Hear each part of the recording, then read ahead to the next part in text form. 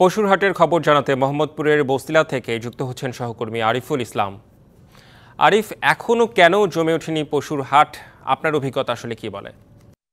দেখুন রেদন, সকাল থেকেই আমি মোহাম্মদপুর এই বস্তিলা কোরবানি পশুর হাটে অবস্থান করছি। সেখানে কিন্তু দেখা গেছে ভিন্ন চিত্রটা আমি একটু বলি। সেটা হচ্ছে সকালবেলা যেহেতু ঘুম থেকে উঠতে অনেকে দেরি করেন, সেক্ষেত্রে ক্রেতা সমাগমটা কম ছিল। তবে সময় বাড়ার সঙ্গে সঙ্গে কিন্তু বেলা গড়ার সঙ্গে সঙ্গে কিন্তু ক্রেতা সমাগমটা বৃদ্ধি পেয়েছে এই হাটে।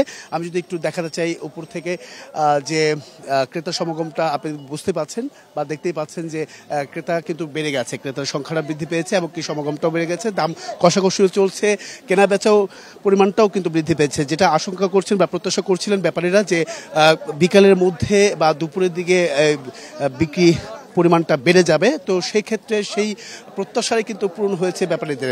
এখন দেখার বিষয় যে দাম যে পরিমাণ চড়া হাঁকাচ্ছেন এই বস্তিলা মোহাম্মদপুর বস্তিলা কোরবানি পশুর হাটে, সেই দামটা ছাড়বেন কিনা সেটা নিয়ে আসলে অপেক্ষায়, যেহেতু আগামীকাল আছে।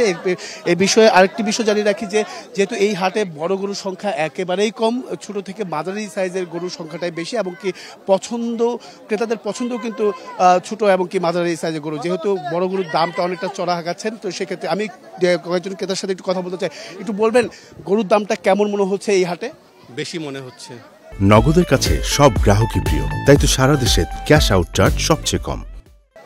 ছাড়ছে না কেন আসলে? আগামীকাল তো একটা দিন মাত্র তো দেখবে, সেই জন্য। আপনি কতগুলো গরু দেখেছেন আর পছন্দটা কোনটা? মূলত আপনার ছোট থেকে ছোট গরু পছন্দ, ছোট গরুই পছন্দ। শুনছিলেন ক্রেতার কাছ থেকে আসলে যে এখনো যে চড়া দাম সেটা কিন্তু হাঁকাচ্ছেন, তবে দাম ছাড়ছেন না।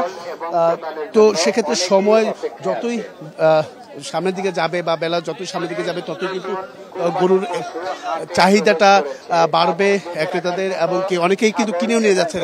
আপনি কি গরু কিনেছেন? জি জি, নিলাম 90। কেমন মনে হলো? দাম কি সহনীয়? মোটামুটি দামাদামি করে নিয়েছি আর কি। সহনীয় মানে আরেকটু দাম একটু বেশি, তবে মনে হচ্ছে যে পরে কিছুটা কমতে পারে এরকম মনে হচ্ছে, কারণ এখন তো ওদের দেওয়ার মতো চাহিদা কম, মানে ওরা লাস্ট মোমেন্টে দেওয়ার চিন্তা। ঠিক আছে, ধন্যবাদ। শুনছিলেন এখানে ব্যাপারীরাও আছেন, ব্যাপারীদের সঙ্গে কথা বলবো। অনেকেই কিন্তু দূর দূরান্ত থেকে 20 থেকে 25টি গরু নিয়ে এসেছেন, কিন্তু অনেকেরই বিক্রি হয়নি। তবে তারা প্রত্যাশা করছেন যে বিকেল এবং কি সন্ধ্যার মধ্যে ক্রেতা সমাগমটা আরও বৃদ্ধি পাবে এবং কি দামের মূল্য যেটা চড়া দাম যেটা বলছেন ক্রেতারা, তারা বলছেন যে অনেকেই যে দাম বলছেন সেটা কেনার কমেও আসলে দাম তারা বলছেন। তো এই ছিল এখান থেকে রেদন সবশেষ। রেদন, স্বাদ এবং সাধ্যের সমন্বয় করে আসলে ক্রেতারা পশু কিনছেন। আপনাকে অনেক ধন্যবাদ আরিফ।